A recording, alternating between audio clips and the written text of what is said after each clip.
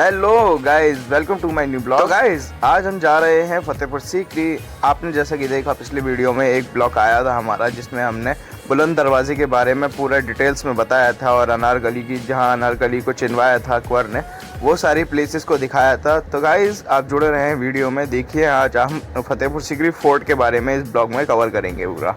ये पिछला वीडियो जिसने नहीं देखा वो पिछला वीडियो भी देखे, ये इसका सेकेंड पार्ट है। तो गाइस, जुड़े रहे हैं, वीडियो को एंजॉय करें।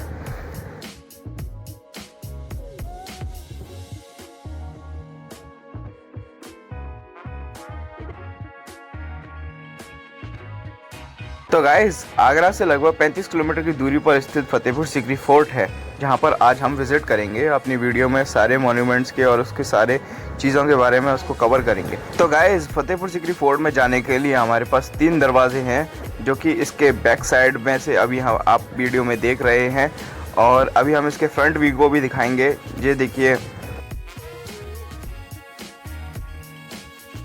तो गाइस, जैसा कि आपने देखा, हम फोर्ट पे पहुंच चुके हैं और हमारा स्वागत करने के लिए हमारे प्रधानमंत्री मोदी जी बैठे हुए हैं। मोदी जी नमस्ते करते हुए हमने देखा कि मैप को देखा, मैप में हमने सारी चीज़ों को देखा। अकबर के पिता की मृत्यु के बाद उसने अपना शासन पूरे अपने हाथों में ले लिया।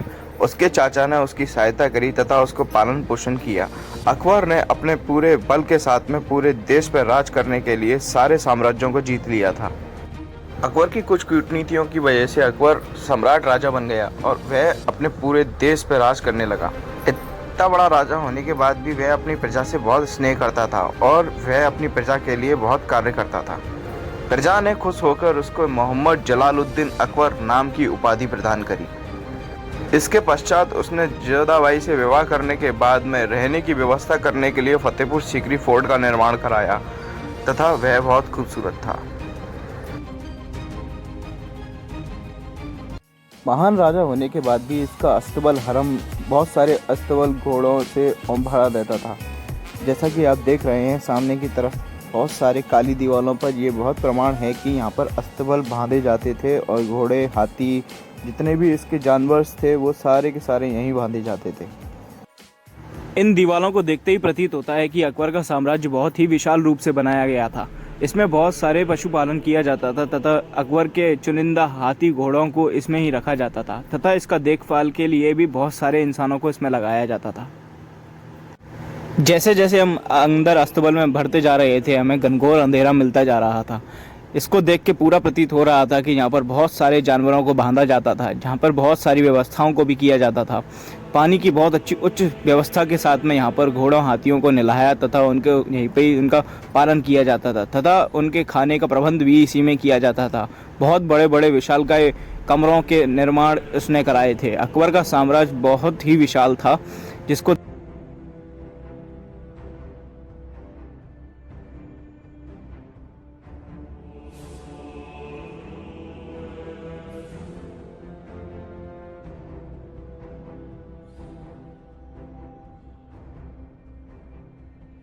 अस्तबल की देखरेख के लिए यहाँ पर एक टावर बनाया गया था, जिसे आजकल हम बुर्ज के नाम से भी जानते हैं, जो कि अस्तबल में रहने वाले घोड़सवार तथा घोड़ा हाथियों की देखभाल भी करता था। चलिए गाइस, फिर इसके बाद दिखाते हैं आपको जोधाबाई का महल।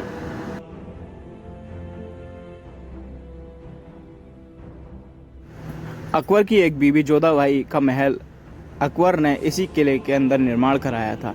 जब जोधाबाई से विवाह किया था तो जोधाबाई ने 3 शर्तें रखी थी, जिसमें से एक शर्तें इसका ये भी था कि अकबर के किले में उसका एक अलग से महल तथा उसके लिए एक मंदिर तामील किया जाए। तो ये आप सामने देख रहे हैं गाइस, जो नीली छतरी के ऊपर जो ऊपर नीली छतरी लगी हुई है, जिसके ऊपर वो जोधाबाई के कृष्ण जी का महल था, जिसमें वह कृष्ण जी की पूजा भी करती थी और साथ में इसी हरम में वो रहती भी थी।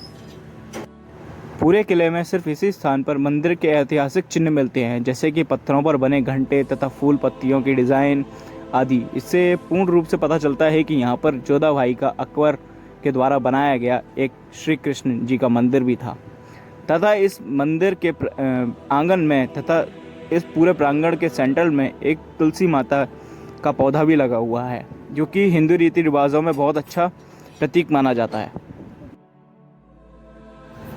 तो गाइस, जैसा कि आपने देखा जोधाबाई की महल के देखने के बाद आपको हम जोधाबाई की रसोई दिखाते हैं, जहां पर जलालुद्दीन मोहम्मद अकबर के लिए वह खाना बनवाती थी और भाई शाही पकवान बनवाती थी, जिससे वह जलालुद्दीन मोहम्मद के साथ में बहुत अच्छे अच्छे पकवान का भोजन का लुत्फ़ उठाती थी।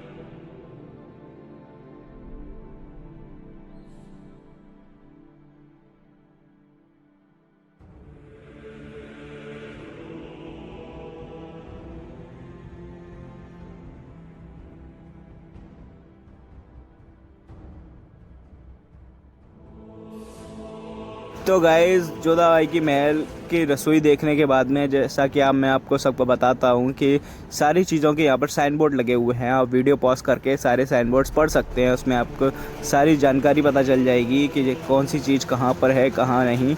ठीक है गाइस, तो अब इसके बाद हम दिखाते हैं जोधाबाई का बेडरूम, जहाँ पर अकबर और जोधाबाई दोनों सोया करते थे, जहाँ पर पूरी सिक्योरिटी के साथ में उनका सुलाया जाता था।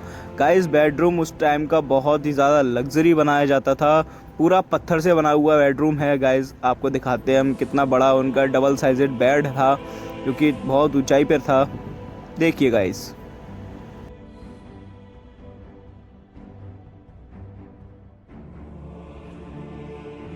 अकबर में अपनी सारी रानियों के लिए बहुत अच्छी अच्छी सुविधाएं कर रखी थी, जिसमें कि जोधाबाई उसकी बहुत प्रमुख रानी थी। प्रमुख रानी होने के नाते उसने एक बहुत अच्छा बाथ टब भी बनवाया था, जो कि पत्थर से ही बना हुआ था। पत्थर से बना हुआ इस बाथ टब की ये खास बात थी कि इसमें सारा पानी अगर गर्म था तो गर्म ही रहता था, और ठंडा पानी होता था तो ठंडा पानी ही रहता था। इसमें जोधाबाई रहती थी और इसी में नहाती थी।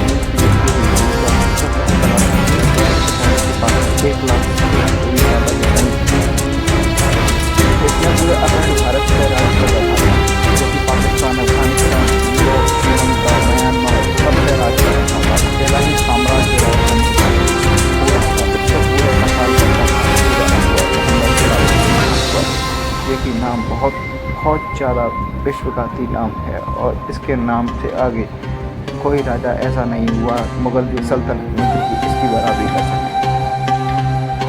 एक महान राजा होने के नाते इसने बहुत सारे ऐसे काम भी किए थे जो कि जनता के हित में थे और बहुत ऐसे काम भी किए थे जो जनता के हित में थे। जलालुद्दीन मोहम्मद